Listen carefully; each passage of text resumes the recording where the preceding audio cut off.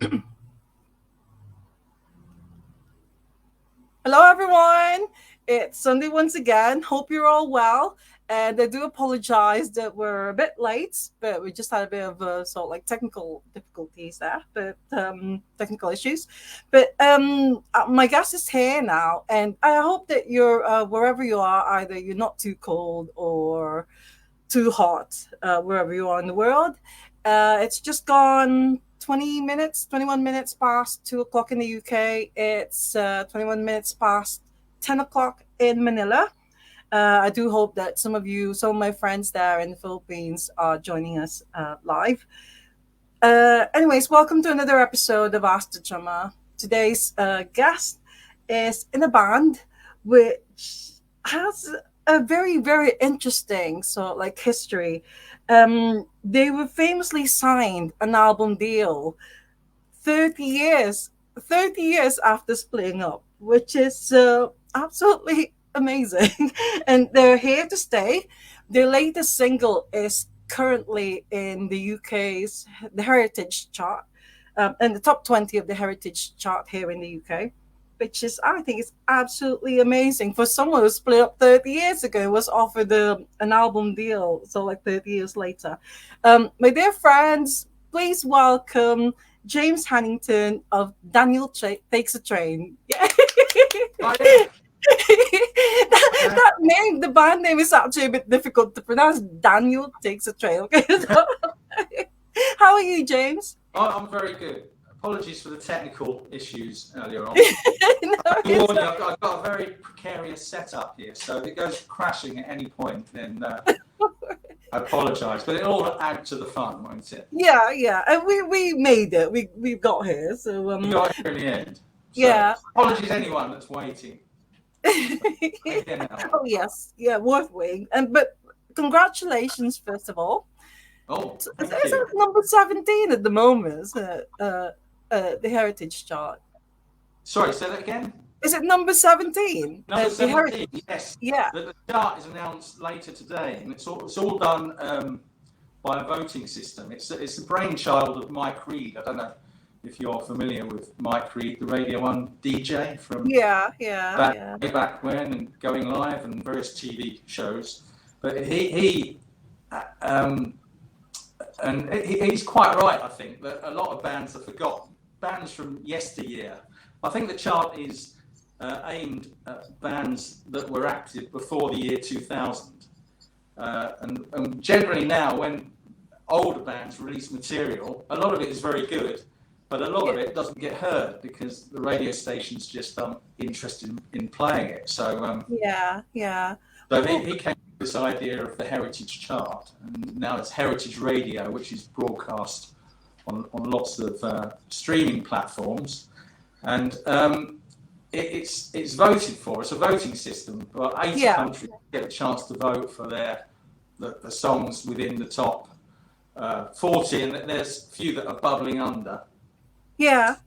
Well, And, don't sorry, go on. don't you just wish that we still had Top of the Pops? So it's all all. Did you hear that crashing? I told you it was going. We're still okay though. What's really fun about it, because we sort of missed out on the Top of the Pops experience, which was a bit of a shame. Which is always our dream. It always is. Any young band to appear on Top of the Pops.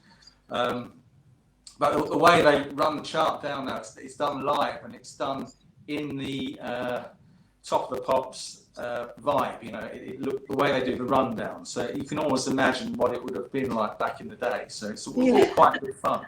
So the chart is they start the chart rundown at 5 o'clock today, and it runs right through to 7 o'clock when they announce the number one. Wow. That would be our dream, but if we could make top 10, that would be fantastic. So if anybody's listening, who hasn't voted, go to heritagechart.co.uk, vote for Takes a Train, Be Happy. That would be fantastic. So that might just be enough. You never know. Well, I will be asking you more about that single, the latest single, Be Happy. But first, I would like to welcome you to Ask the Drummer. So, Mm. welcome to Ask the Drummer, James Hannington. No, it's very. Episode. I'm glad you asked me. Thank you. I'm really happy that you said yes. So that's like, but episode 104 is all about you, Oh. James Hannington. So Daniel Takes a Train is a London band. Were you born in London? Well, yes, I'm born and bred in London, South London boy. Always lived around the South London area. I don't know how. Where are you of London? Are you familiar with the place? Well, yeah. Uh, I so yeah, so I've always been living in South London, various places in South London, yeah, yeah. but I've never felt the need to move north of the river. It's never appealed. So. Oh, right. Well, what was your London like when you were growing up? Was it like this swinging 60s or? Well, I grew up in the early 70s, really, was when I first became aware of music. My parents were great looking back, because that was my first introduction, because we had Radio 1 Yeah. played non-stop in our house every day, and that was my first real experience of music. And I suppose the first real, I'm not sure you could call it a movement, but the first thing that I was really into was the glam rock era. Oh, yeah. And it was quite nice, because I had the chart rundown. I think it was on I can't remember what day it was, Tuesday or Wednesday. And I lived quite close to the school, so I could hear the chart rundown, and then I could let my mates know what was in the chart at that time. Invariably, it was Slade at number one. Wow. Early 70s, but it was all good fun time, for Yeah, me. yeah. Various things going on in the world at the time, but for a young kid, glam rock was fantastic. Yeah, Uh, yeah. Well, are you from a musical family?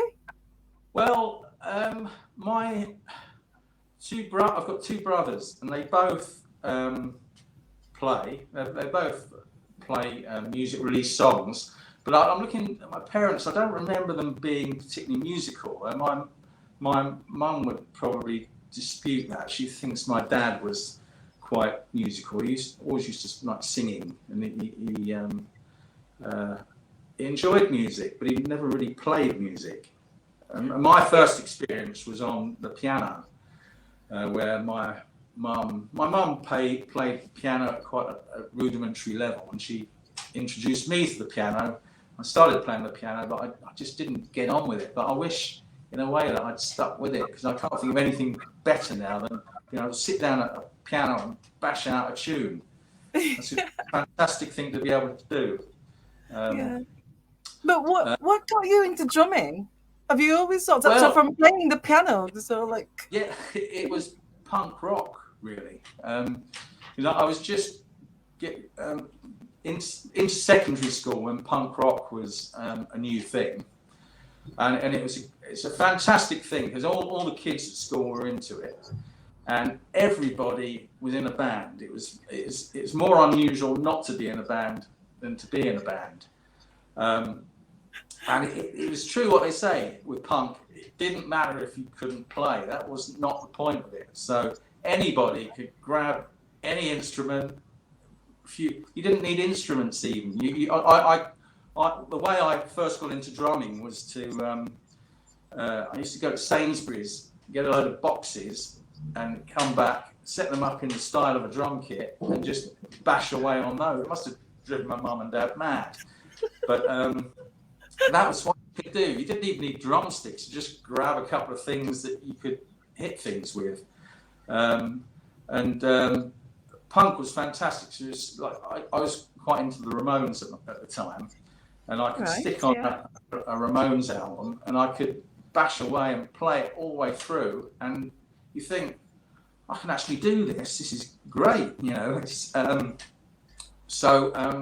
That's what I did. And my brother was playing as well. He was in a band at school.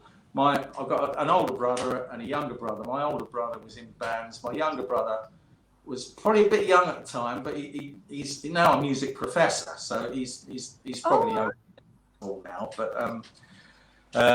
but we enjoyed playing, my brother and me, with our friends, and one Christmas we asked our parents for a joint Christmas present, a drum kit, which was that was Christmas 1978, and we woke up Christmas morning and found a drum kit under the tree, which was Oh wow! was brilliant for us. It was really good fun, and Yeah. you had all your friends over bashing away, and it must have it was a horrendous racket, I'm sure.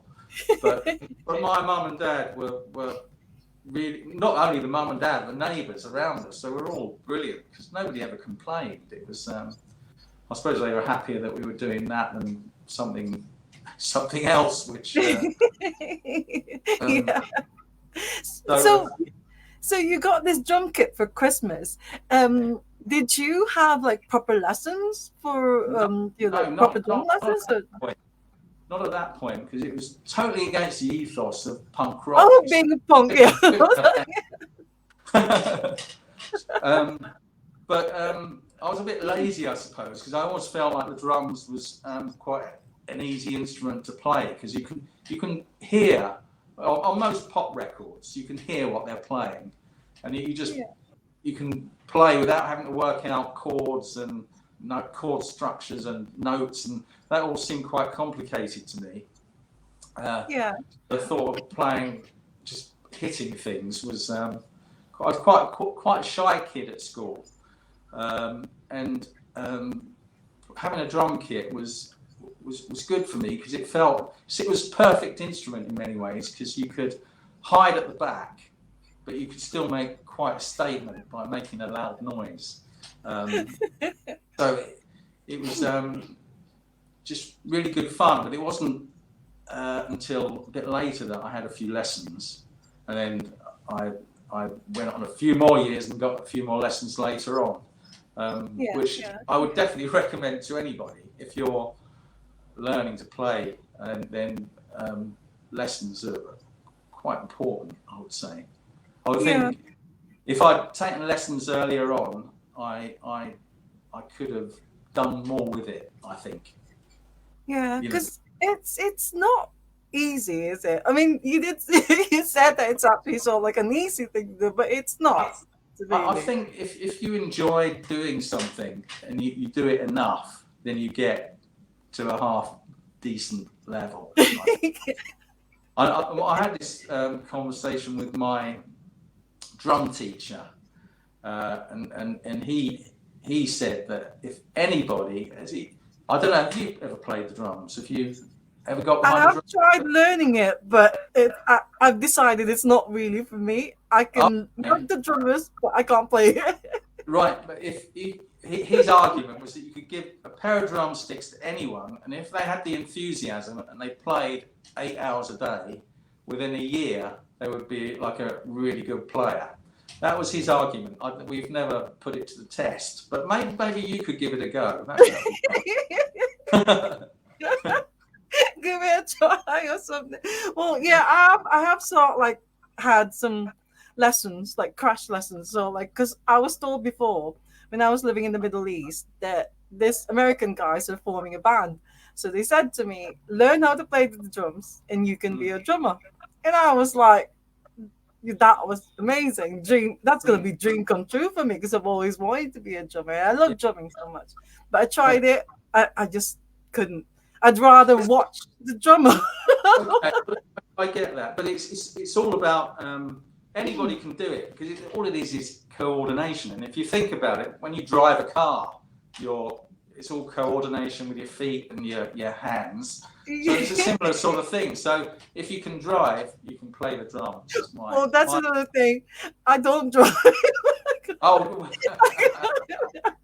I can't drive. I'm way too nervous for driving. So maybe that's it with drumming as well. I'm just sort of like too conscious and nervous of doing things. But yeah, well, people sort of like say, if you can do this, it's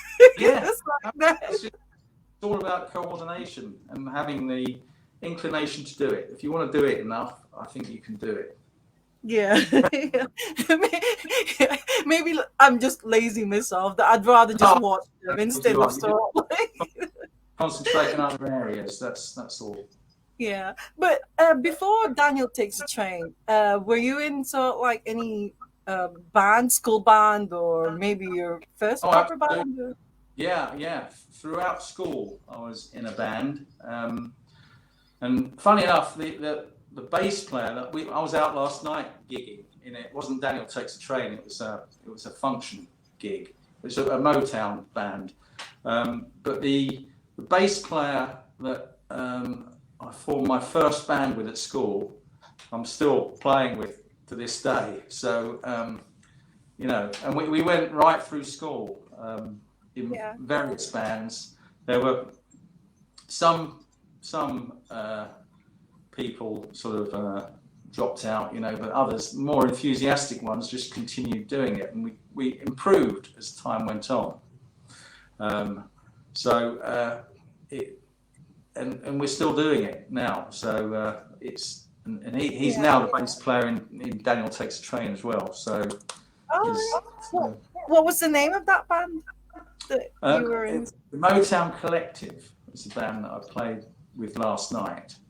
But our Oh, first wow. ever band at school was actually there were various bands, but the Distorters was the first band at school, which was This well, you can book. imagine what they were like from the name. Yeah.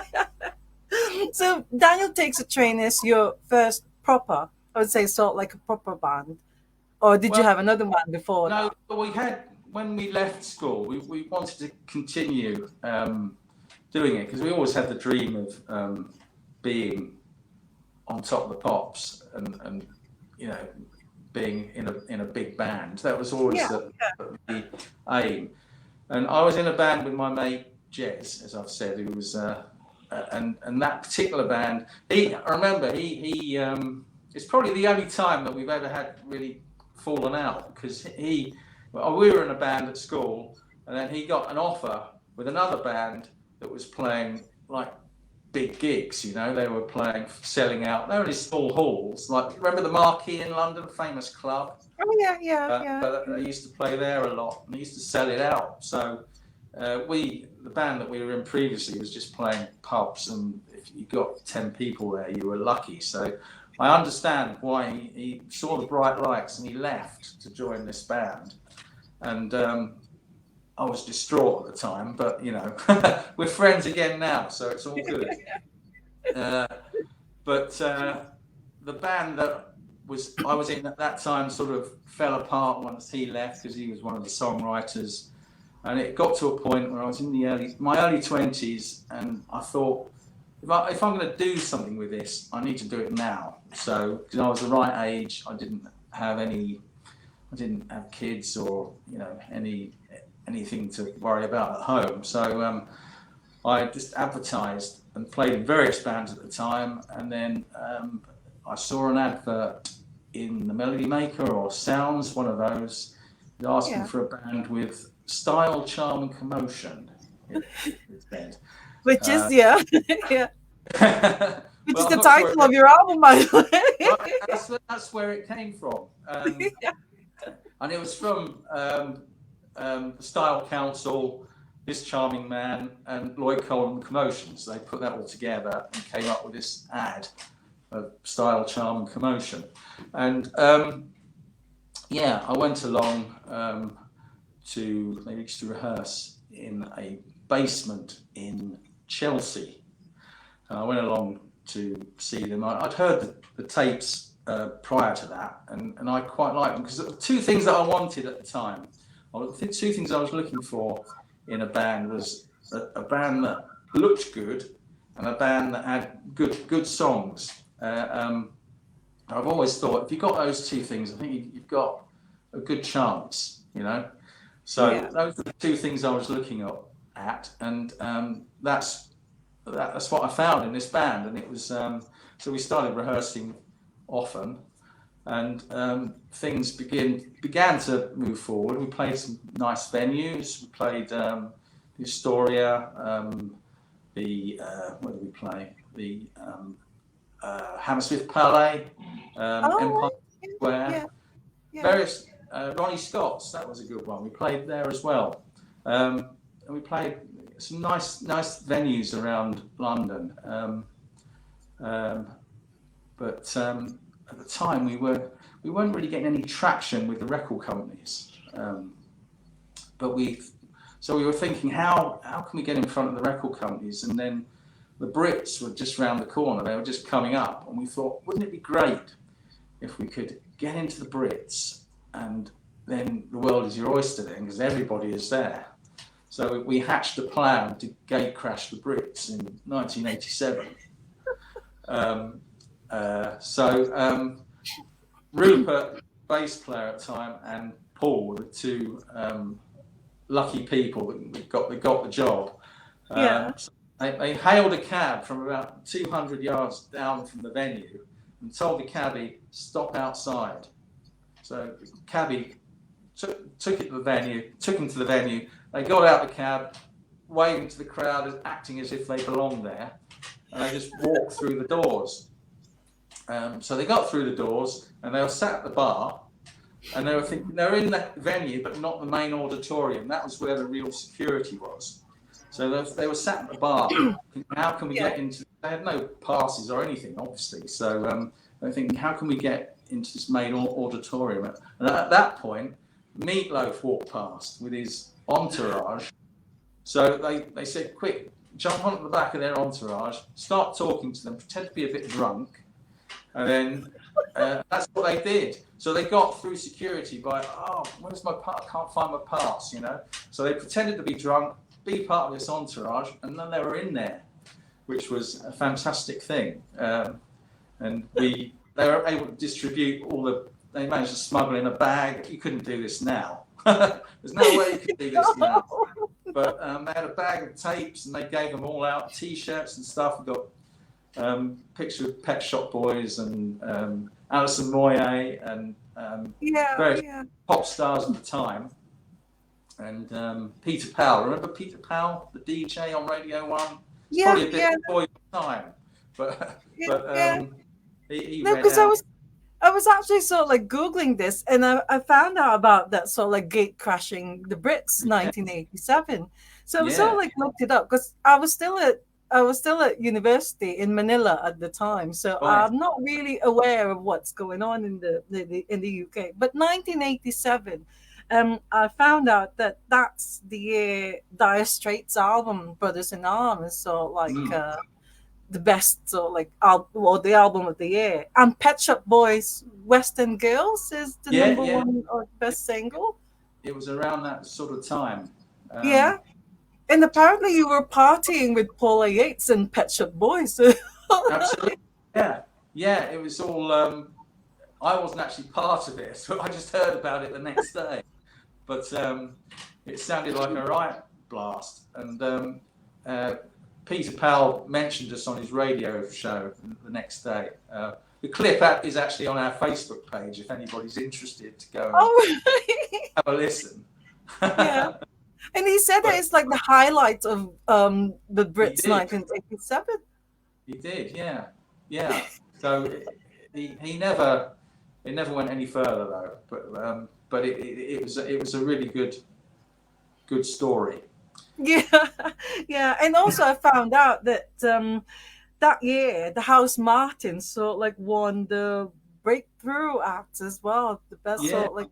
I think they had the Christmas #1. Was it that year? Is it Caravan of Love?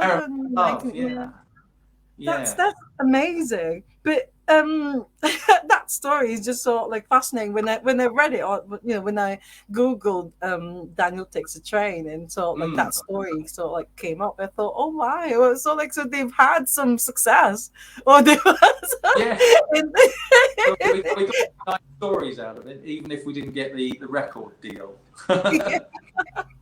But life is all about memories, isn't it? So if you look back at these things on your deathbed, you've lived a life. So it's all good. I'm sorry about that. We live so like on the main road, so we've got sometimes we get all these sirens or like. But anyways, going back to Daniel Takes a Train, so like beginning. Apparently, John Marsh, who's in The Beloved, apparently he's the Yeah, original drummer. that's right. Yeah. Um, Wow. yeah. Well, that's quite an interesting story because I didn't know that until much Yeah. later on. Um, Oh I wow. was going back to they were there's a band called Illicit Kiss. That's what they were called at the time, and he obviously went on to do really well. But I Yeah. don't. I may have crossed paths with him at some point. I can't remember, but it was quite interesting that happened, and I was following in his footsteps. Not sure I've quite reached his level, It's, yeah, I didn't even. but, Well, but I you never didn't know. even know he was a drummer. Yeah, yeah. So, but that was yeah. In the early days of Daniel Takes a Train, that was probably the early '80s before I even knew the band. So yeah, it's Yeah. an Yeah. interesting story though. But the band went on to become. They were still Illicit Kiss when I joined the band, but it Oh wasn't right. until we felt like we needed to change the name because there were lots of that sort of era. There were bands like Frankie Goes to Hollywood and Tears for Fears and Yeah. bands with quite long, grand names, and we wanted to fit that sort of bracket, you see, and that sort of name. And Dan, the guitarist, he was driving past. It's a cinema in Notting Hill. Is it the Coronet? I can't. Anyway, that's by the by. But there's a cinema in Notting Hill that was showing this film that was released in 1983. It's an art house film about that Hungarian uprising and it was called Daniel Takes a Train. And Dan saw that and he thought, I like that name. I'll mention it to the guys in the band. I don't think it was. I don't. The fact that Daniel was, in the name of the title as well, may have had some say in it. But we all quite liked it. So Daniel Takes a Train was what became the band, and Yeah. that's where we are to this day. So I've got the Daniel Takes a Train mug. Can you see that? Oh right. Yeah. That's right. Well, I remember Paul Baker, the singer, so like guesting on my friend's podcast, Monty Mendigoya. He's got podcast like 2 years ago. It's called It's All About New Wave, Yeah. and Paul Baker so like guested on that Mm. podcast, and I think he was surprised that there were Filipinos who heard of Daniel Takes a Train. Yeah, But well, we are quite popular in the Philippines. I think if we ever toured, I think the Philippines would be right up on the list of places to go to. Because, Well, I want to say massive shout out to Uwe Weigmann oh, and yeah, the rest of Fire Station Records. yeah, he's a top man. He is. Yeah, He was the guy that sort of kicked off our career, really. The second stage of our career, because he yeah, was the one that obviously signed us. He was the one that signed us after splitting up. 30 years on. yeah, So that was quite a story as well. Because when the band split, we didn't really socialise much. So we all got together again for Paul's, the singer, Paul Baker's 40th birthday. And we always have that talk, we must get back together, we must do this, that, or the other, but you never do. So yeah, time moves on, you've all got your own lives. And then I thought we got so many flyers from gigs back then, posters, just little clips of various, like the Peter Powell clip, various things that are all in dusty drawers. They're all over the place, up in the loft, wherever. And I thought it'd be good to get them all together and just create a Facebook page and put them yeah, all on the Facebook page. So I spent a couple of days doing that. And it's all just quite nice to look at and reminisce, about how things were. yeah. And then we got an email completely out of the blue from Uwe, Yeah. who we were unaware of. We didn't know who Fire Station were at the time. And he was from this German record label called Fire Station Records. And he said, because I'd uploaded a video, sort of just backtracking a little bit. There was, back in the late 80s, we recorded a song, I Don't Want This Love, which we thought was a really good tune. And we thought we had a chance. And we thought if we could go to a record company with that tune, they might, consider taking us on. Maybe. But we thought it'd be a lot better if we presented it with a video. So we all went off to where did we go? Can't remember where we went. It's somewhere in Canvey Island. That was it. And we recorded a video and put it all together, and that was what Uwe saw. And it was a video. We had some quite good people working with us at the time, because the guy that shot that video ended up working for Ridley Scott in Hollywood. So he did quite well for himself. So that's a bit of history of that video. And this is what Uwe saw, which was on our Facebook page. He said, "I really like that tune. I'd like to include it on a compilation album." So we thought, that's fantastic. We weren't sure it was a genuine email to begin with, but the more we looked into it, we realised it was. Yeah. We thought, we got loads of other songs. Why don't we send them to Uwe and see if he wants to use those as well? So we sent the entire lot over to him, all the demos that we'd done back in the 80s, and he really liked them. And he said, "Well, let's do an album. Let's sign you for an album." And that's the album that became Style, Charm and Commotion. Yeah, So all the songs on that album that's the one. That's the one. Yeah, so they're all the early demos, really.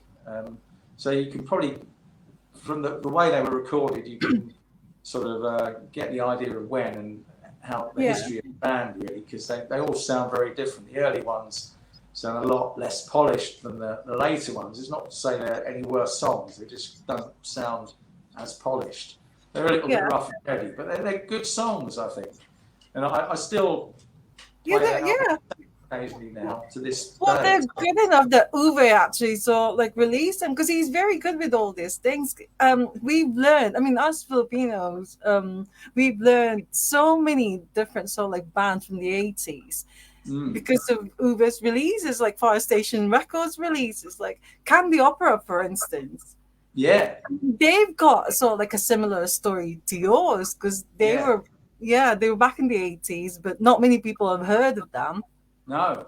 And then Fire Station Records released a compilation album of Candy Opera songs, and all of a sudden, and they're still going. They're here to stay. They're doing quite well. They play quite often, I believe. They play festivals. Yeah. So we follow them because we're all friends now on social media. So it's quite fun to watch other people's path and where they're going. And pick up little tips, oh, I like that, I'll steal that, that sort of thing. Well, you had a video in the 80s, but at the time, that's what bands were doing, weren't they? Because that's right. Yeah, that's the generation of MTVs and absolutely, music videos. We did think it was a more imaginative way of presenting a song to a record company than just giving them a demo. Yeah, and we were quite keen on that particular song, but it's a shame it did nothing at the time, but it got picked up 30 years later. So that was all. It was all not meant to be at the time, but 30 years, all good. And that was a really fun time because we just put a press release together. We came up with the strapline from Lad Band to Dad Band. And we sent it out to all the media. And 30 years after the band split, Yeah. and they really enjoyed it. They really took it up and ran with it, and we got a lot of like national TV and press Yeah. from that time. It was a really fun time. We had our sort of 15 minutes of fame. It was probably lasted a couple of weeks, maybe, or maybe Well, you're even a month. still here.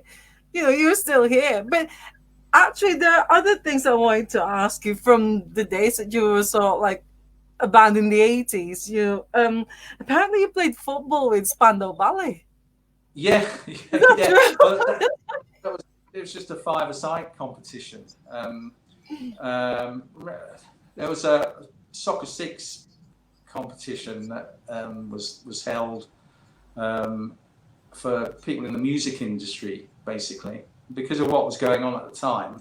Yeah. Um, uh, we had our foot in the door, so we were able to. Paul and myself were the two footballers in the band, so we just turned Yeah. up with our boots and said, let's can we play for a team? It's quite fun looking back. Yeah. Uh, What were they and like? What were they? Well, I didn't speak to them that much. All I can say is I shared a football pitch with them. But other than the usual sort of football banter, but I think Paul knows them better than I do. And I know I've got a couple of other friends that know them as well. So they're all quite down to earth chaps. But I've not met them in that sort of context. I've just shared a football pitch. So, but but again, Well, it's another nice story. yeah. Well, another one is apparently you stole a set list from the Smiths. It was like, Yeah, it's, again, that's Paul. He's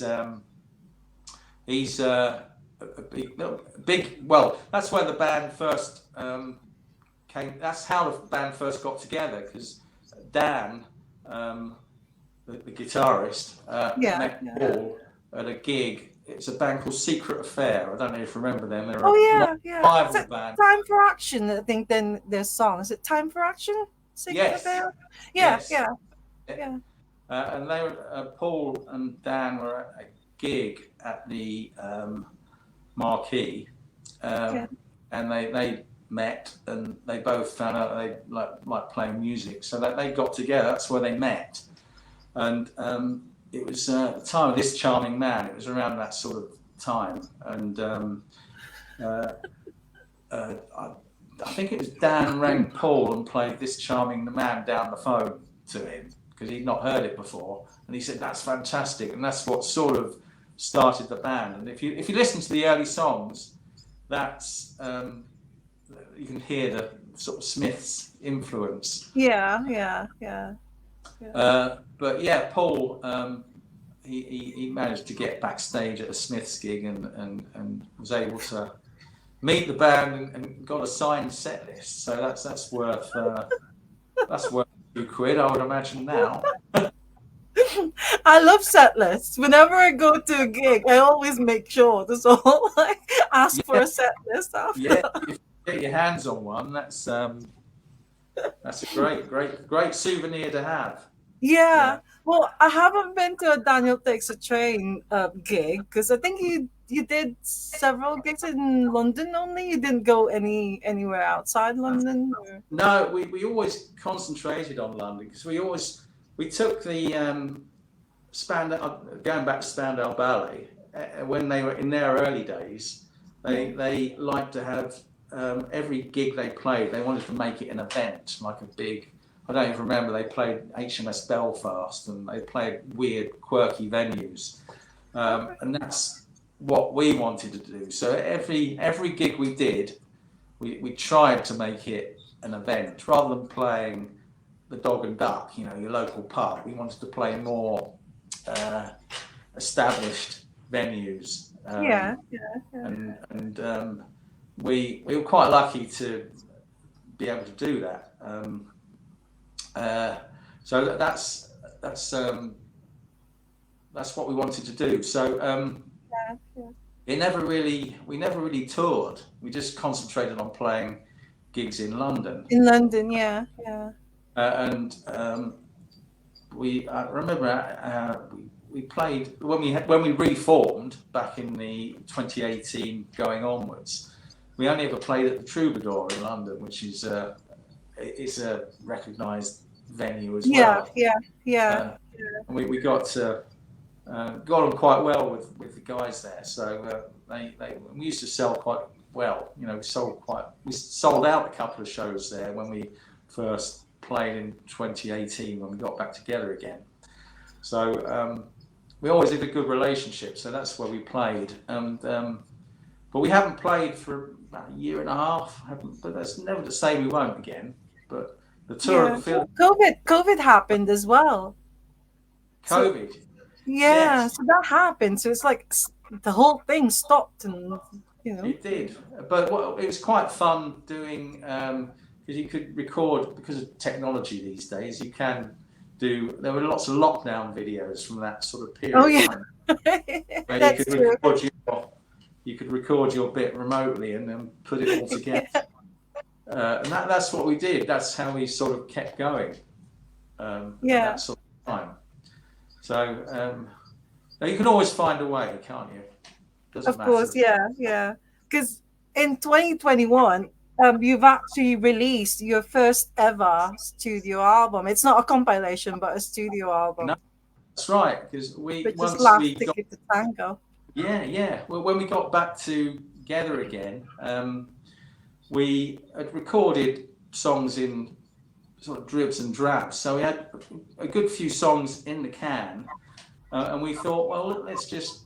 And we hadn't released them. It was a time where we were just starting to. Spotify was beginning to take off, and we thought, why don't we just put all these songs together and release them on an album? And you know, we recorded the title track actually. Last Ticket to Tango was the I think the last song we recorded from that album. We just Yeah, needed the title track. We thought so. We did that, and we're really pleased with it. I think there's some good songs on there. yeah. Well, this one is actually really good because you also did a version of the first picture of you by the Lotus Eaters. Yes, Now, that one is actually a really good selling point for Filipino music fans because I don't know if you know, but Jam Kelly, Jim, Jam Kelly, and the Lotus Eaters, like the Wild Swans, they're massive in the Philippines. right. Well, that doesn't surprise me. He's a top guy, Jim. We So really like Jim. how did that happen? How did that happen with Jam Kelly? Uh, well, we felt we wanted to have when we released the album. I think we just wanted some sort of backing from somebody in the industry that was recognised as somebody who'd done something really, you know. And the guy that we had manager at the time, he managed to make contact with Jim, and he played a few songs, and he helped us rewrite a couple that have never actually. I think one of them is on YouTube that he helped us rewrite. He helped us write "I Don't Want This Love," which is on YouTube. Um, but I think he just quite liked the idea of the story, and I think he just enjoyed being involved with it. I think, and Yeah, yeah, we played a live session on Radio Kent, and he played guitar with us. So. And that clip's on YouTube as well. If yeah, anybody's interested in going to have a look, there's just a small clip of us playing "First Picture of You" in the Radio Kent studio with Jem Kelly. yeah, Uh, yeah, he's a top guy, Jem. We really like him, and we're still in touch now on social media. Um, yeah. uh, Are you doing any more collaboration with John Kelly? no, we haven't spoken about it, but you never know. You never You know know, what would be involved. That's what makes life exciting, isn't it? You don't know what's yeah. around the corner. So, Or maybe Paul Simpson. I mean, Paul yeah. Simpson of the Wild Swans, you know. So like Candy Opera did it with Paul Simpson. They had Well, so yeah, yeah, yeah, they had two yeah. songs with Paul Simpson. So like singing. Collaboration. collaborations are a good way to go, because you obviously, for bands that aren't so well known, if you do a well, even for bands that are well known, but bands that aren't well known, that have Yeah. got like a few 100,000 followers, they sort of collaborate, and that helps with the promotion. Yeah. Um, Yeah. so Definitely. Yeah. that's not a bad way to go. No. Maybe it's something Well, we'll consider. We were talking about going back into the studio in the new year to record a follow-up to Be Happy, because all so right. so we'll see what Yeah. happens. Yeah. Well, talking about Be Happy, because it's still the voting is still open, right? So Absolutely, yes. yeah, so anyone, anyone saw like listening to us live or anything, you can still vote for Daniel Takes a Train. Be Yeah. Happy on the Heritage Chart. Heritagechart.co.uk. .co.uk. And I've seen a clip of Toya endorsing Oh the song. yeah. Yeah. How are you friends with Toya? How did that Well, come about? we've it's like Jem, really. Our paths have crossed. I wouldn't say she's a friend by any stretch, but she's aware of what we do, and she's game, Toya. She's fun. So she was brilliant, because we she's heard the song, Yeah. and did this a little video for us. So that's that was really sweet of her. We've got a lot of time for Toya, as we Yeah, do. yeah, yeah. It's just I love wouldn't, having the again, I wouldn't say we know her by any stretch, but she's somebody that is aware of what we do. Let's put it that way. that's really brilliant of her to so like Oh yeah, endorse, be happy, and yeah, yeah, yeah, yeah. yeah. And It's nice. Yeah.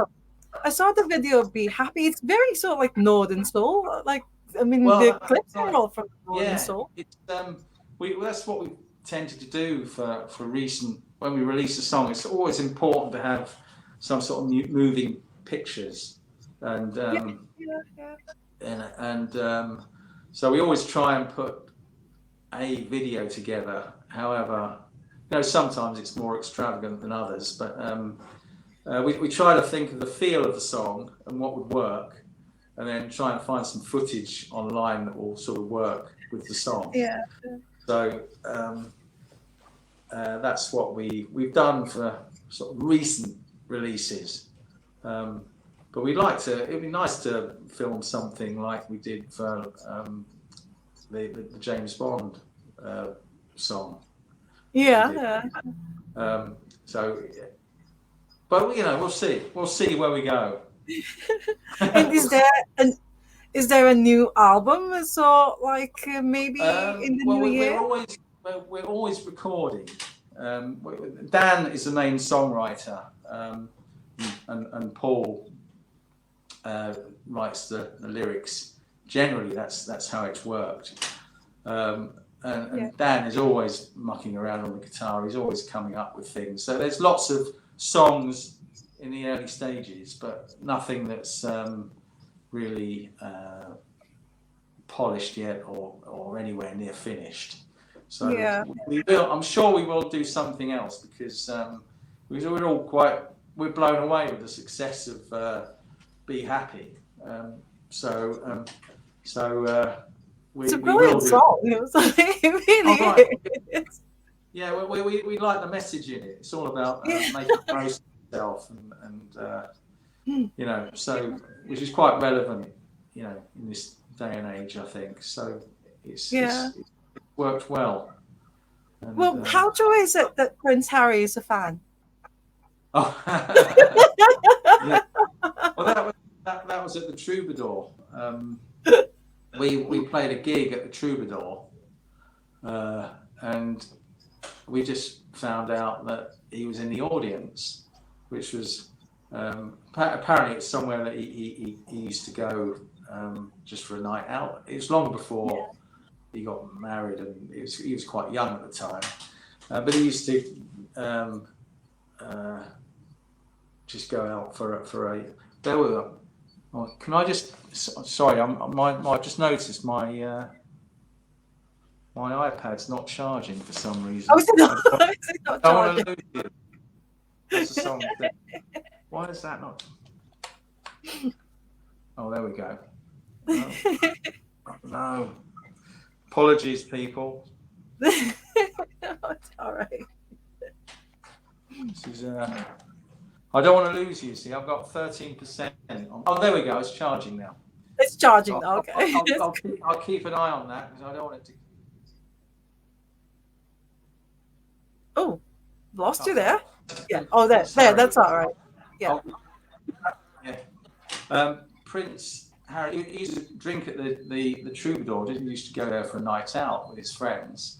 And we just found out that he was in the audience when we were playing there. So it's an opportunity too good to miss. So, oh, it's all falling apart. Sorry, excuse me. Right, there we go. So yeah, it's an opportunity too good to miss. So we're never backward in coming forward. So if you don't ask, you don't get, do you? So we were able to meet him and get a picture with one of our T-shirts, which appeared in the Daily Express the next day. Oh, wow. So we got a little bit of publicity from it.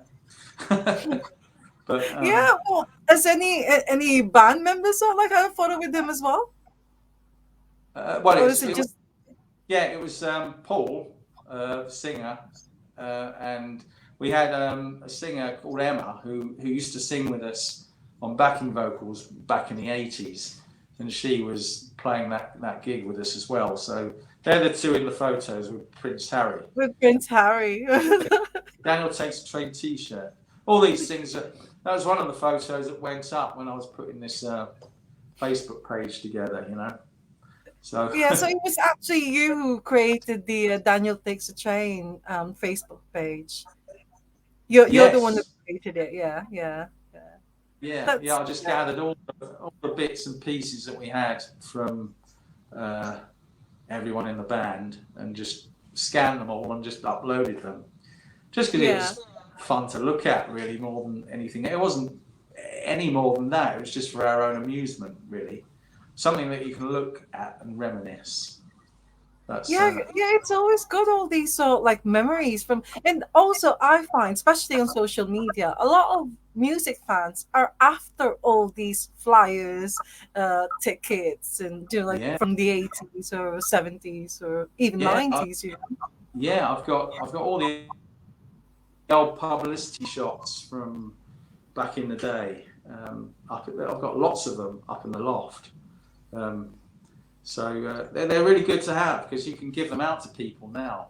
If somebody's bought a CD, you just chuck a couple in the envelope with them when you send it off. So it's all quite nice souvenirs. Yeah.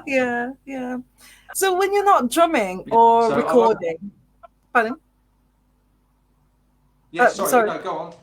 Yeah, so when you're not drumming, when you're not doing a gig, or because you're also in another band, you were saying before that's the Motown Collective or something. So Yeah. what keeps you busy? And well, I guess music is the thing that keeps me busy. I don't only play in Daniel Takes a Train. I'll play with anyone that wants me, really. I play in a couple of function bands, and I'm playing in a 70s band next February. At this moment, it's a one-off gig, but there'll probably be other gigs in the future, which is quite fun. It goes back to my early 70s Slade roots. It's all like the glam period, so we're playing all that sort of stuff, which is good fun. For that. I have to get because I bought an electronic drum kit recently at the beginning of the year, and I've gone to the dark side. People may look the purists of drumming, but the electronic drums are so good now that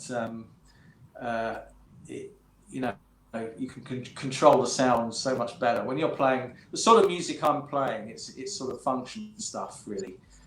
So when you're playing pop, rock stuff in quite a small room, you can just control the sound much better than playing drums, which you got that ambient sound, that big echoey sound, Yeah.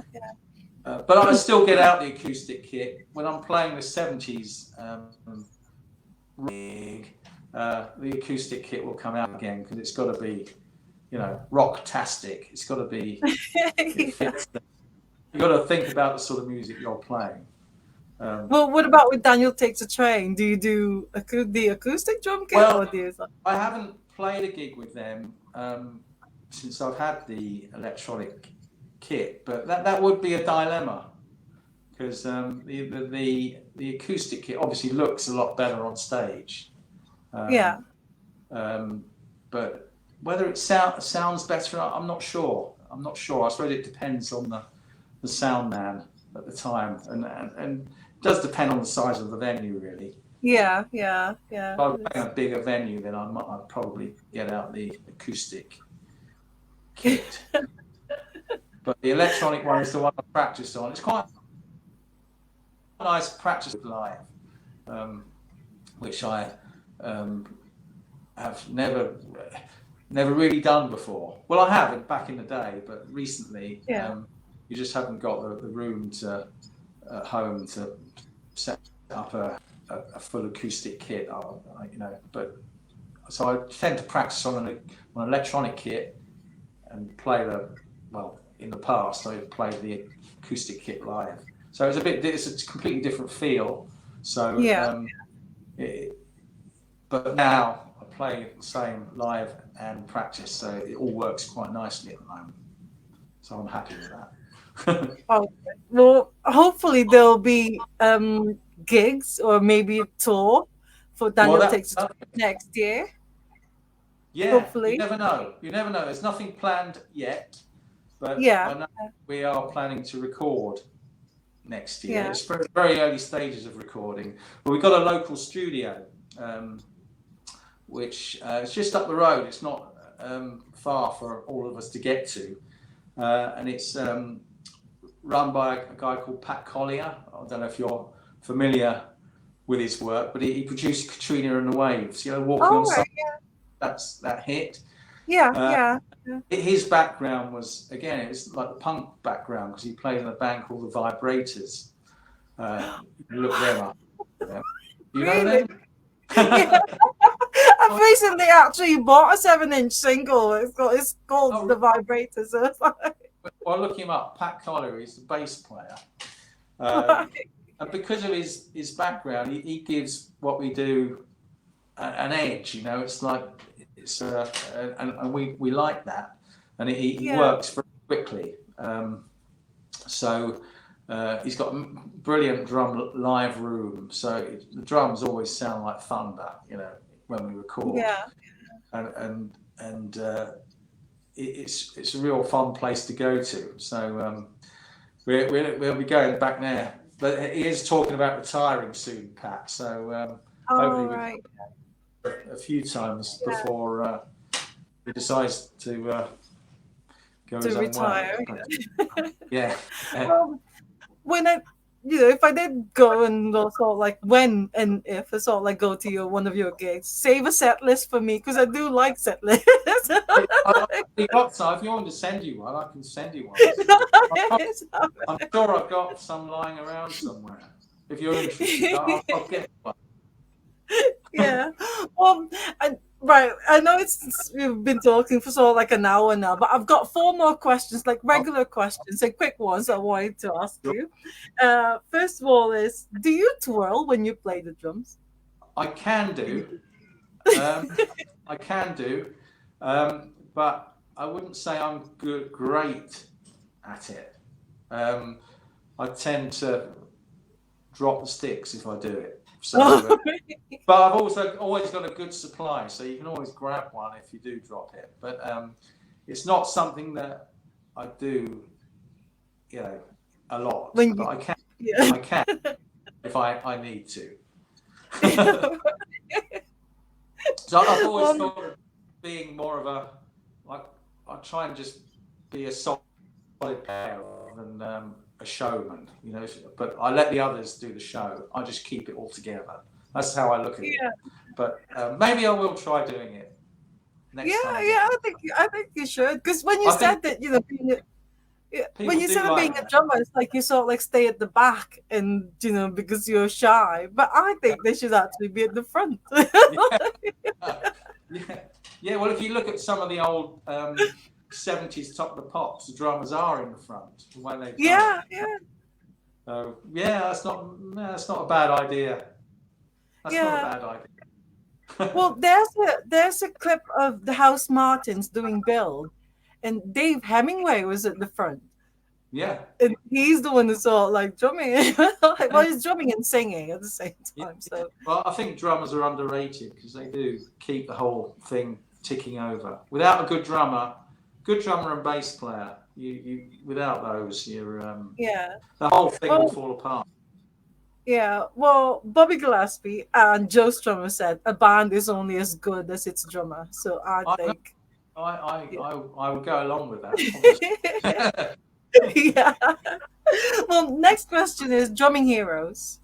Do you have any sort Well, of like drumming heroes? yeah, well, the people that influenced me most, I would say, that they're not your regular heroes, but they're people that I learned from. So I'd put Tommy Ramone right up there. He's not considered a great player by any stretch, but he's the one that I probably learned more from than anyone else because he Yeah. showed me that I could do it. Um, but obviously, as you progress, you get better and you look at other people. And I like to think of myself as being someone that just keeps it solid and bang on, rather than being extravagant. I appreciate jazz. I appreciate the skill in playing jazz, but it's just Yeah. not my my bag really. It's not something that I prefer. The Tony Thompsons of this world, the Chic drummer who just Yeah. Yeah. keep it bang on, and there's a skill Yeah. in that. So I'm really just I think I put Tommy Ramone as my biggest influence, which is it's a Yeah. strange one with you, but And that's actually the first time I've heard this one. without I never played, so that Yeah. says a lot, I Yeah. think. But I do No. appreciate I do appreciate technical players, but it's just not something that I aspire to. Yeah. Uh, Yeah. so so you know. Yeah. Yeah. So, what about the next question is: have you ever had any accidents or disasters, as I call it, drumming disasters? But I think not. I wouldn't say disasters, but what used to happen quite often in the early days. Not so much now when you can afford a bit better gear, but back in the early days when your drum kit wasn't the best quality, you find that you'd set the bass drum up and you're playing the bass drum because you've obviously got the bass pedal hitting the bass drum. It's set up on the floor and it starts walking away from you so you can't reach the bass pedal. By the first song, the bass drum is halfway across the stage. So I remember Don Powell is I like a lot from Slade because they were a big influence on me as a kid. But he used to say he used to bang nails in the stage just to keep the bass drum from moving forward. But that was way back when. But I know the technology's moved on a lot since then. I don't think that's quite as common. But I've also Yeah. had bass drum skins just go on me in the middle of a gig, and you haven't got a spare because you haven't got roadie. You don't carry a spare bass drum. So you're playing half the set with no bass drum, but it's amazing that people don't they don't notice. It's funny what people don't notice. You think it's just disaster, the biggest disaster in the world, but then after the gig, you speak to people and they don't even, didn't even know, you know. So you can beat yourself up about these things. No, and as long as you carry on with the show, it's all Yeah, like, yeah, I'm still that's the playing. point. Whatever. Yeah. Well, I think the one with like the running, so like bass drum. It's now they have this carpet or like a really Yeah, nice like yeah. rug Well, underneath it. that's what I do now. I carry a carpet around, and I never really. Now I've got one. I don't know why I didn't do that before. You know, is it the first thing that I pack into the car? If you didn't have your carpet with you, it'd be a disaster if you ride Yeah. on. So if you're playing on a hard floor, it makes it a lot harder to set up. Um, Yeah. but you know, Well, the last question I wanted to ask is, what would be your advice to like aspiring drummers out there or musicians? well, the first thing is to enjoy it. You know, it doesn't matter whether you can play or not. Just enjoy. You don't, as I did. You don't need a drum kit. You just need, and in many ways, it's a lot easier now because you have got the electronic kits. You can just put your phones on and you can bash away and nobody can hear you. Which is, but I appreciate that's quite an outlay for somebody who's just starting. But if you enjoy it, just practice. Just buy a little drum pad and a pair of drumsticks, and you can just play on that. Um, and get and if you enjoy it enough to play a lot, get Yeah.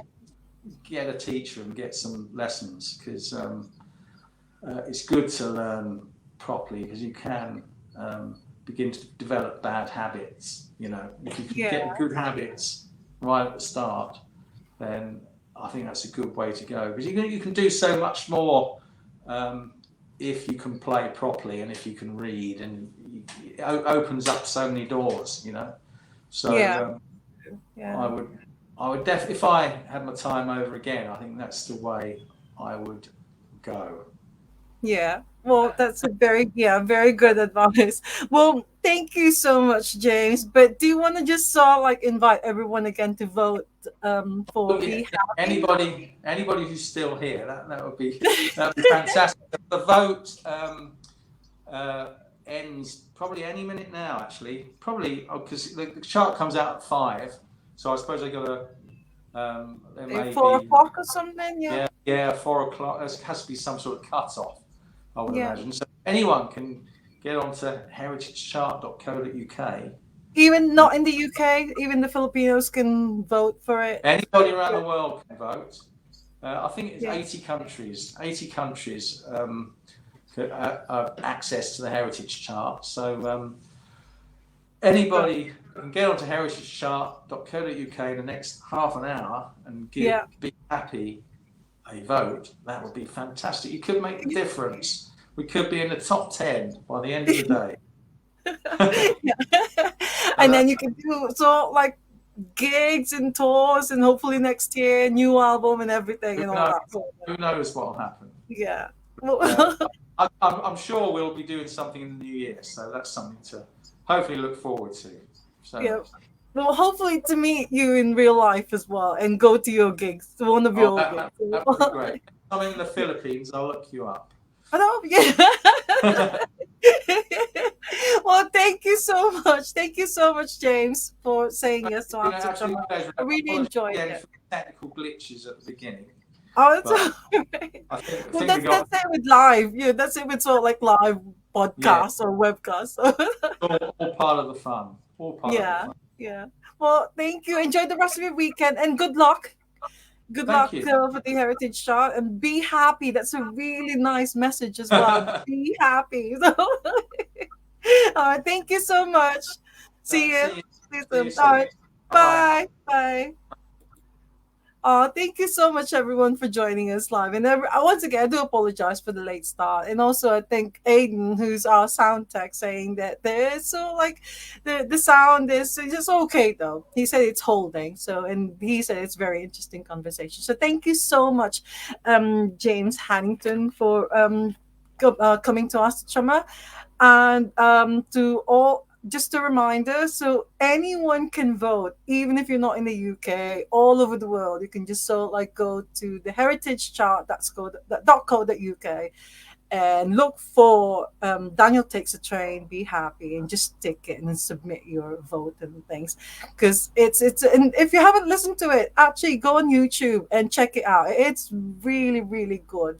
And I always say this, I mean, those who know me on Facebook, so I always say, be happy always. Because, we do need to be happy, even though sometimes we have problems, but, got to be like happy. So that's it for today. Thank you all so much. As always, love music, love life, and love, love, love drummers. Thank you so much, James Hannington, for coming to our show.